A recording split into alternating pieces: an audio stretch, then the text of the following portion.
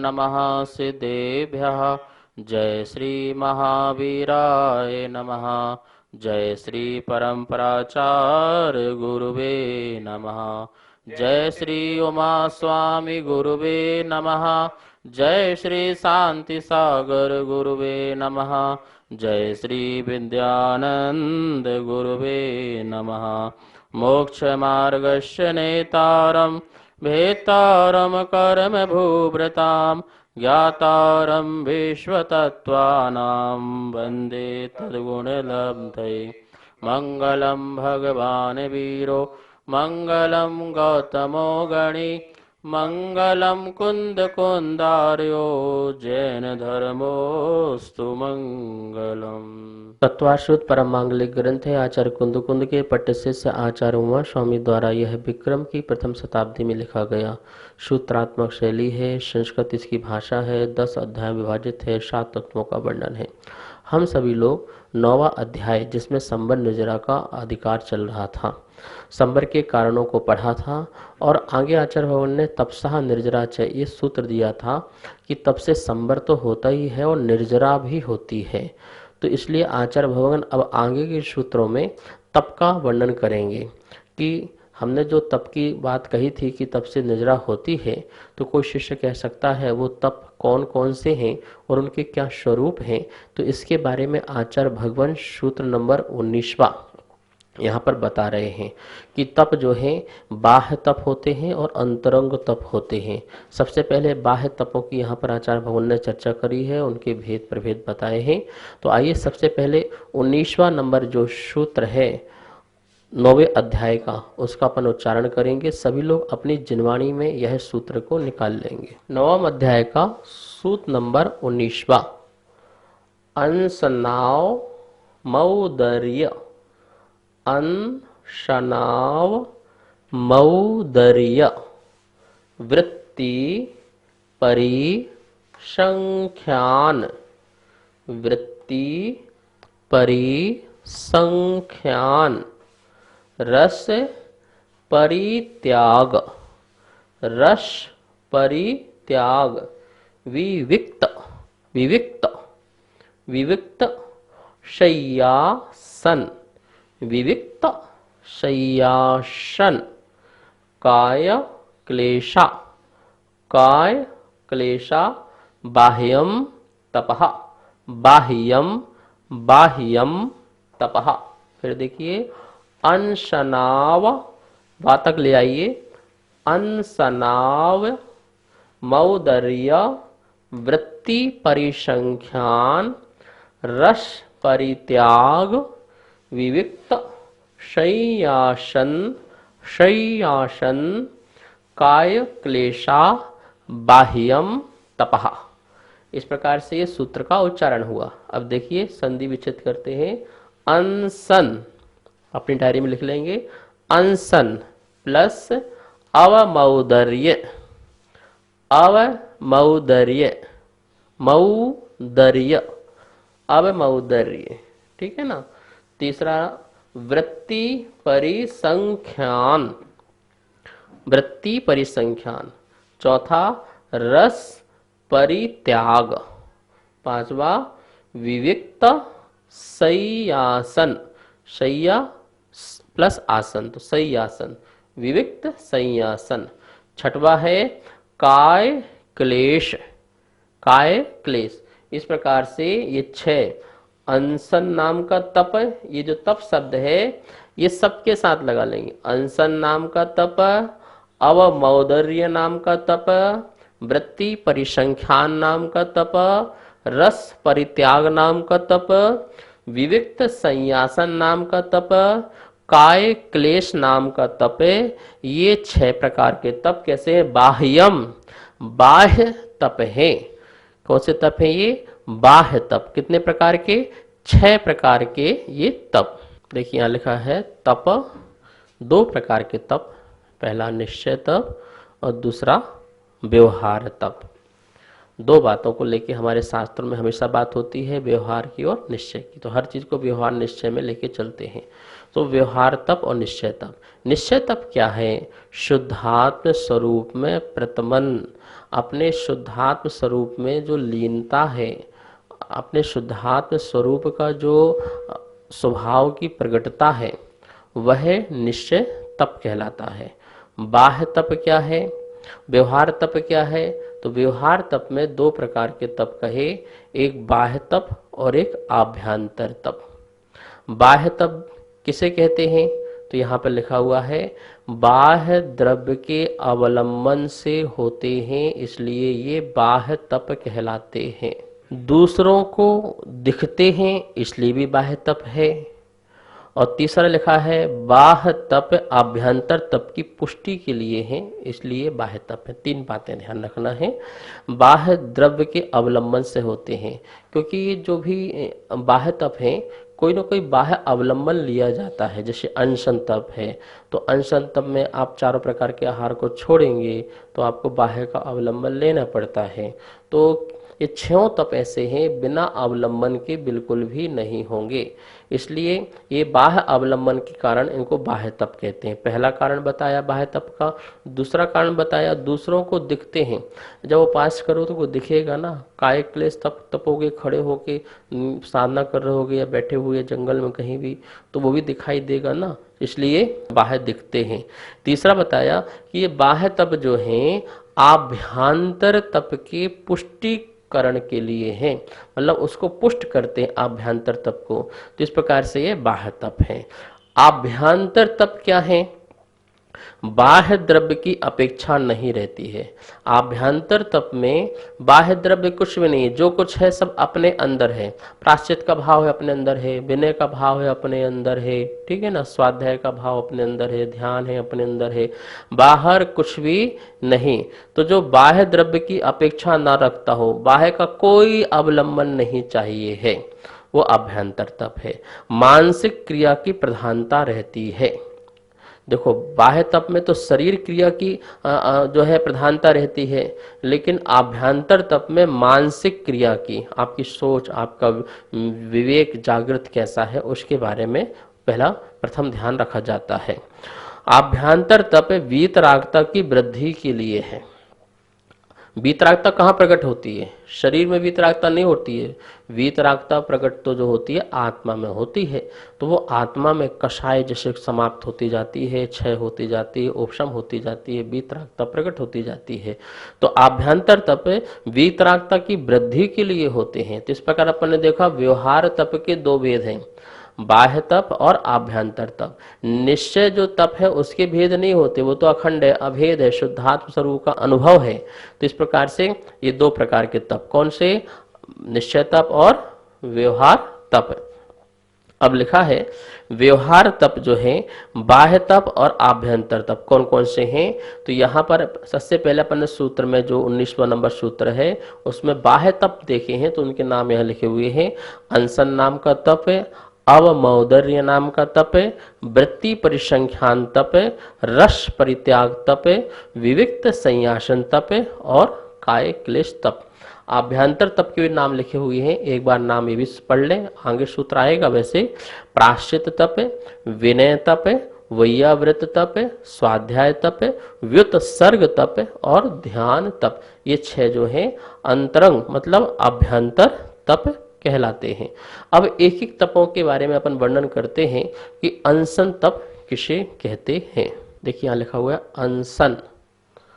अनशन में क्या क्या बातें हमें ध्यान रखना पड़ती है, उसके बारे में यहाँ पर लिखा हुआ है। पहले अनशन सब समझ लें कि कैसे बना हुआ है। ना अशन, ना प्लस अशन इति अनशन। अशन का मतलब होता है भोजन, आहार, और ना जो है अपन ने प्रत्यय लगाया तो क्या हो गया, वो अनशन बन गया, ठीक है ना, ऐसा व्याकरण में बन गया।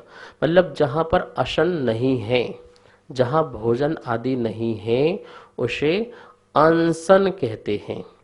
देखिए क्या लिखा है पहला पॉइंट इसमें, ख्याति, पूजा, मंत्र, सिद्धि आदि लौकिक फल की अपेक्षा न करके संयम की सिद्धि, राग का उच्छेद, कर्मों का विनाश, ध्यान तथा स्वाध्याय की सिद्धि के लिए भोजन का त्याग करना अनशन नाम का तप है। यहाँ पे कुछ बातें लिखी हैं, इनमें हमें अच्छी तरह से अपने जीवन में उतारना है। अपन तुरंत उपास कर लेते हैं, अष्टमी आया उपास कर लिया, 14 आई उपास कर लिया, कोई व्रत लिया तो उपास कर लिया, लेकिन इसमें ये बातें कंडीशन हमें ध्यान में रहना चाहिए। क्या हमारे उपवास में कोई ख्याति प्राप्त करने के भाव नहीं हो कि वो कितने उपास करते हैं, 10 उपास कर लेते हैं, वो सिंह निष्क्रिय व्रत कर लेते हैं, 1 उपास 2 उपास फिर आहार, इस प्रकार से ख्याति प्राप्त करने के लिए फिर उसकी पालना करेंगे, पालना करके पूरा महारूप दिखाएंगे संसार को, उसका विचित्र रूप दिखाएंगे। तो ये सब ख्याति प्राप्त करने के लिए साधना नहीं है, ये तो मायाचारी है, ये मायाचारी है। यहाँ पे साधना जो है आत्म कल्याण के लिए, कि दूसरे को भी नहीं पता चलता है, इस प्रकार की साधना। तो ख्याति नहीं, पूजा, जग में मेरा सम्मान हो, मेरी पूजा हो, इस नाम से भी साधना नहीं। कोई मंत्र सिद्धि के लिए साधना कर रहा हो कि हमें ये मंत्र सिद्ध हो जाए इसलिए मैं इसके लिए उपास कर रहा हूँ, अनशन कर रहा हूँ, तो वो आत्म कल्याण का कारण तप नहीं कहलाएगा। तो मंत्र सिद्धि आदि लौकिक फल की इच्छा से, लौकिक फल हो गया ना, ख्याति में भी लौकिक फल हो गया, पूजा में भी लौकिक फल हो गया, मंत्र सिद्धि आदि के लिए लौकिक फल हो गया, तो इनकी अपेक्षा के बिना तप होता है।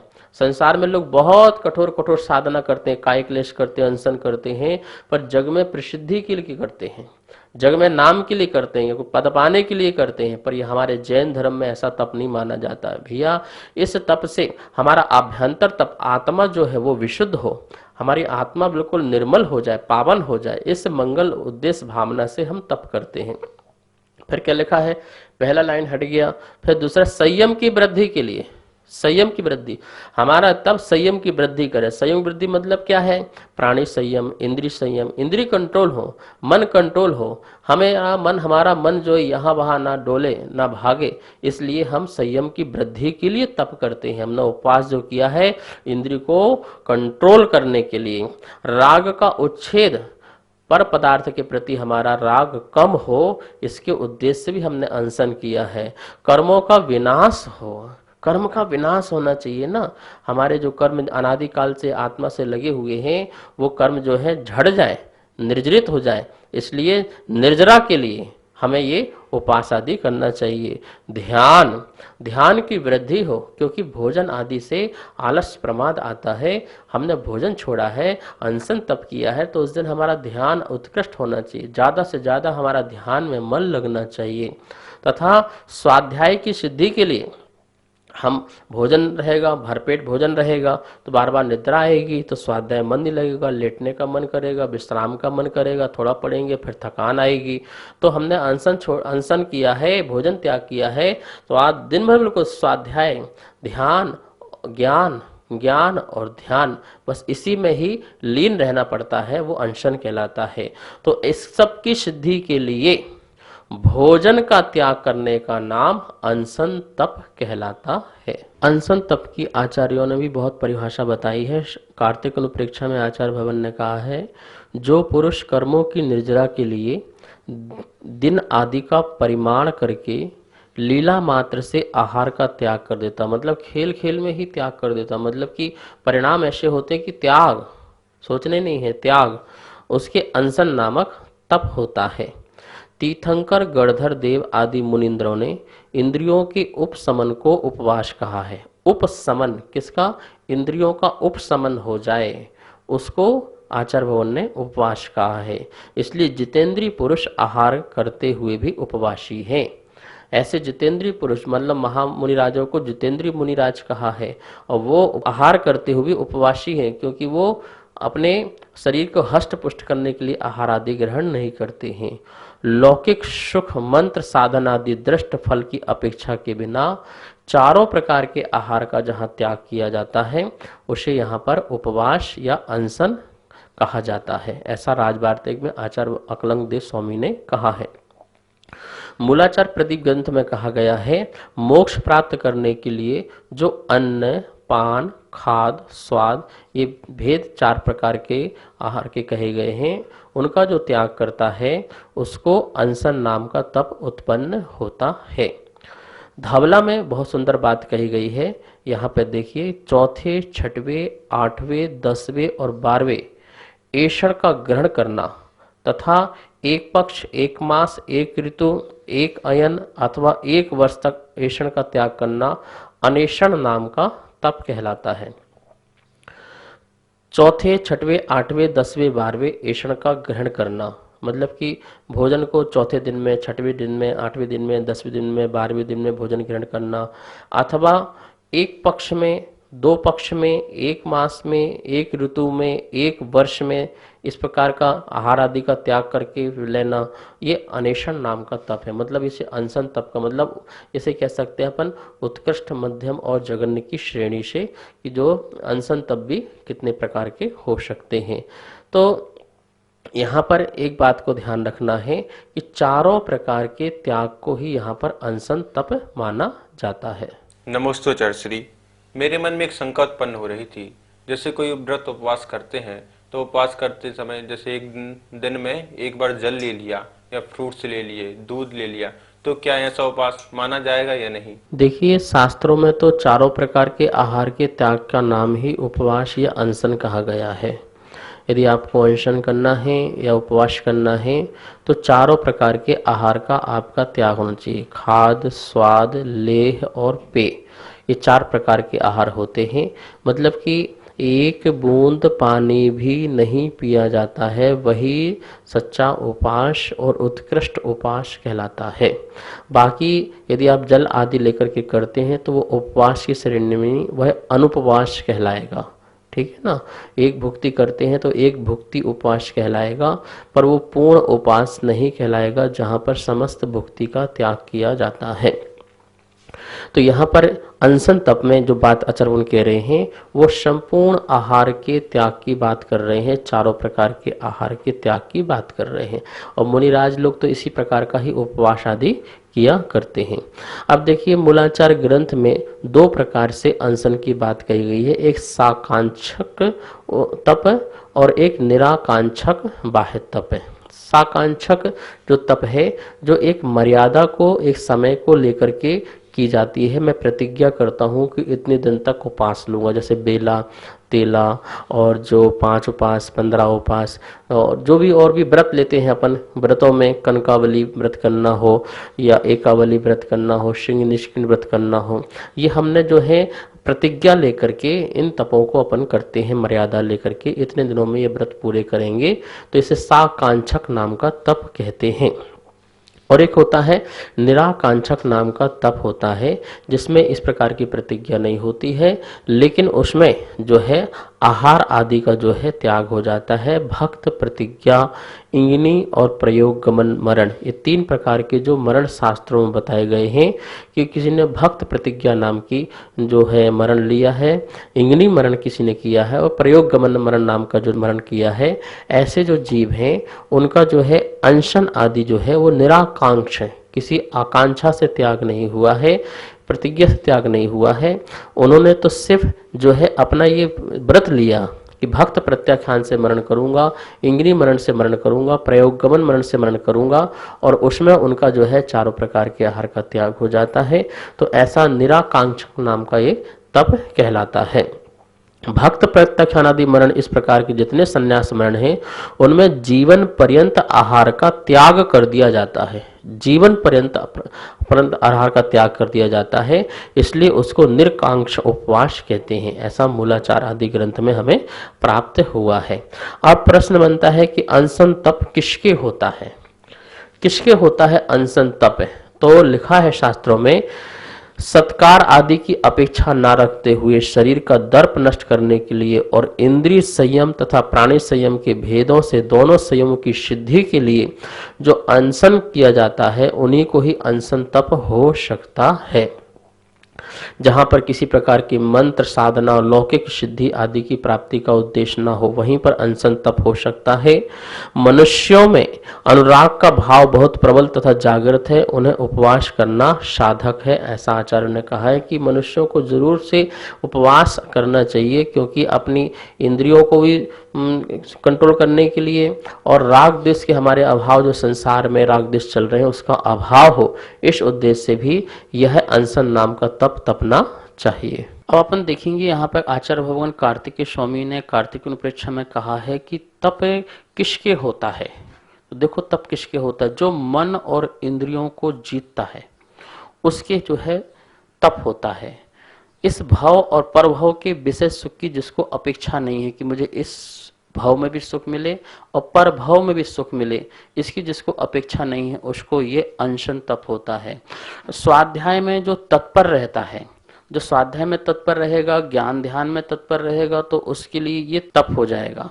आत्म स्वभाव में जो निवास करता है, क्योंकि पर में जो निवास करेगा, पर में ज्यादा टाइम मिलेगा तो वो तप नहीं कर पाएगा। उक्त प्रकार का जो पुरुष कर्मों की निर्जरा के लिए एक दिन का जो उपवास करता है, आचार्यों ने कहा है ऐसा पुरुष जो है लीला मात्र में, लीला मात्र मतलब खेल खेल में ही वो कर्मों की निर्जरा कर देगा और मोक्ष आदि को प्राप्त कर लेगा। ये कंडीशन है कि उसी व्यक्ति को तप होता है। जो मन और इंद्रियों को न जीत सके उसे तप कैसे हो सकता है। जो अपने आत्मा में निवास न करे उसे तप कैसे हो सकता है। जो स्वाध्याय में ज्ञान में तत्पर न रहे उसे तप कैसे हो सकता है। तो ध्यान रखना, तपस्वी गण जो तपस्या करना चाहते हैं और आप लोग भी जो व्रत उपास तपस्या करना चाहते हैं, ये कंडीशन है, ऐसे लोगों के लिए ही तप हो सकता है। अब अनशन तप क्यों करना चाहिए, हमारे पास से कारण भी मौजूद होना चाहिए कि हम अनशन तप रहे हैं तो क्यों करना चाहिए। तो आचार्यों ने लिखा है, बहुत सारे ग्रंथों में कारण लिखे हैं। उन्होंने सबसे पहले लिखा है कि सत्कार आदि की अपेक्षा ना रखते हुए, सत्कार पुरस्कार मान सम्मान, जैसे 10 लक्षण पर में करते 10 उपास करेंगे तो चांदी का सिक्का मिलेगा, सम्मान होगा, समाज में इज्जत आबरू बढ़ेगी, इस उद्देश्य से नहीं उपास आदि करना है, तप नहीं करना है, अनशन तप नहीं तपना है। यहाँ कह रहे हैं जहां किसी प्रकार की सत्कार पुरस्कार सम्मान यश की चाह ना हो और शरीर का दर्प नष्ट करने के लिए, किसका, जो शरीर के प्रति जो हमें अहंकार है, अपने रूप के प्रति अहंकार है, अपने चेहरे के प्रति जो अहंकार है, जो वाणी के प्रति अहंकार है, इंद्रियां को जो है समन करने के लिए, तो अपने शरीर का दर्प नष्ट करने के लिए और इंद्रिय संयम और प्राणी संयम का पालन करने के लिए उपास करना चाहिए। इंद्रिय संयम, 5 इंद्रियां जो हैं उनको संयमित करने के लिए, कंट्रोल करने के लिए, और प्राणी संयम, हम जिस दिन अनशन करेंगे उस दिन आरंभ सारंभ नहीं करेंगे तो किसी प्रकार के प्राणियों की हिंसा नहीं होगी हमारे द्वारा। तो इस प्रकार से प्राणी संयम के लिए हमें जो है यह तप करना चाहिए। मंत्र साधना आदि लौकिक फल की भावना को त्याग करके ये अनशन तप तपना चाहिए। देखो ये विद्या के लिए आप कर रहे हो वो अलग चीज है, लेकिन आप तपस्या कर रहे हो, तप के लिए कर रहे हो, कर्मों की निजरा के लिए कर रहे हो, तो वहां लौकिक फल की इच्छा के लिए आपने मन तंत्र के लिए आपने उपवास किया, 8 उपास किए, भैया इससे मेरी विद्या सिद्ध हो जाए, उससे वो आपका लौकिक सिद्धि तो होगी लेकिन आपकी तपस्या नहीं मानी जाएगी। वो आपकी साधना मोक्ष मार्ग के लिए नहीं होगी, इस बात को ध्यान रखना। और भी लिखा है कर्मों की निर्जरा के लिए और शुक्ल ध्यान का जो फल है सिद्धत्वपना, उसको प्राप्त करने के लिए अनशन तप तपना चाहिए। हमारी कर्मों की निर्जरा होना चाहिए क्योंकि हम तपस्या कर रहे हैं कर्मों की निर्जरा के लिए। और ध्यान आदि की सिद्धि, ध्यान आदि की सिद्धि मतलब शुक्ल ध्यान जो है उसकी सिद्धि हो, शुद्ध उपयोग की प्राप्ति हो, इस उद्देश्य से जो है हमें यहाँ पर यह अनशन तप तपना चाहिए। आचार्य भगवान ने और लिखा है मनुष्यों में अनुराग का भाव बहुत प्रबल तथा जागृत है, उसको दूर करने के लिए, क्योंकि इस प्रकार का जो हमारा प्रबल जो मोह है, अनुराग भाव है, वो भाव पूरा समाप्त हो और मैं समता भाव अपने जीवन में ला सकूं, इसलिए भी हमें क्या बोलते कि तप करना चाहिए। सर्वार्थ सिद्धि में आचार्य पूज्यपाद स्वामी ने कई कारण दिए हैं। पहला लिखा है संयम की सिद्धि के लिए, फिर दूसरा लिखा है राग का उच्छेद करने के लिए, कर्मों का विनाश करने के लिए, ध्यान और आगम की प्राप्ति के लिए अनशन नाम का तप हमें करना चाहिए। है ये। अब अनशन तप के हम अतिचार देखते हैं कि अनशन तप के अतिचार क्या हैं। जिस दिन हम उपवास करते हैं, अनशन करते हैं, तो हमारे अतिचार कौन कौन से लगते हैं। तो आचार्यों ने लिखा है, स्वयं भोजन ना करते हुए भी दूसरों को भोजन कराना, करवाना या मन वचन काया से उसकी अनुमोदना करना, ये भी क्या है, एक अतिचार है। हम तो भूखे हैं, हम तो अनशन कर रखा है, और हम दूसरों के लिए क्या बोलते कि आहार आदि की बात कर रहे हैं और आहार आदि करा रहे हैं, तो वो अतिचार है। पर एक बात ध्यान रखना, मुनिराज को आप आहार करा सकते हैं कि मुनिराज महापात्र हैं, लेकिन अन्य लोगों को यदि आप कराते हैं तो वो अतिचार लगता है। मुझे पारणा में क्या क्या मिलेगा, मैं उपवास कर रहा हूँ आज, अब कल की ये चिंता हो गई कि मुझे पारणा में ये ग्रहण करना है, मुझे ये मिलना चाहिए, तो ये भी क्या हो जाएगा, अतिचार हो गया। मैं भूख से तड़प रहा हूँ तो मुझे मन में आहार के परिणाम आ जाएं, प्यास लग रही है, आकुलता आ रही है, तो प्यास की परिणाम आ जाए, तो वो परिणाम भी क्या है, मेरे अतिचार हैं। तो इस प्रकार से अनेक प्रकार के जो है ये अतिचार जो है शास्त्र में बन जाया करते हैं कि हम इस प्रकार से भोजन संबंधी कोई विकल्प हो, कथा भी करना उस दिन भोजन संबंधी, वहां पहले ऐसे खाया था, आगे यहाँ ऐसा मिलता है, ये सब अतिचार की श्रेणी में आता है। जैसे मन में आ जाए कि रसीले भोजन के बिना मेरी तो थकान ही दूर नहीं होती है, मुझे तो ये भोजन मिले तो तब अच्छी नींद आती है, और मैं ऐसे भूखे कैसे सोऊंगा, कैसी नींद आएगी, और भी मन में किसी प्रकार के संक्लेश परिणाम आए उपवास के दिन, तो ये समझना कि हमारा उपवास जो है वो व्यर्थ है, सार्थक नहीं है। अनशन तप तपने से क्या आत्मा को लाभ मिलता है, क्योंकि लाभ नहीं बताएंगे तो फिर अनशन तप आप तपेंगे कैसे। लाभ सबसे पहले तो यह है कि हमारी जो है आसक्ति दूर होती है, संबर और निजरा होती है, ये भी लाभ है। और संबर निजरा के बल से ही हम जो है स्वर्ग और मोक्ष आदि की प्राप्ति करते हैं।